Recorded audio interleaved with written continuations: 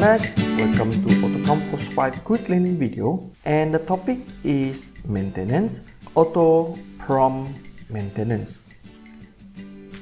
Click at point of sales, maintenance, and click at AutoProm maintenance. AutoProm maintenance is a feature that when you select an item, it will automatically prompt an option for you.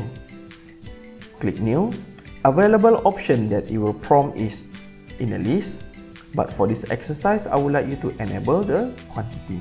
But before that, enter your prompt ID. Mine will be number 1. Apply to all item, and whenever I select any item, it will display a prompt option to ask for how many quantity that you need to sell.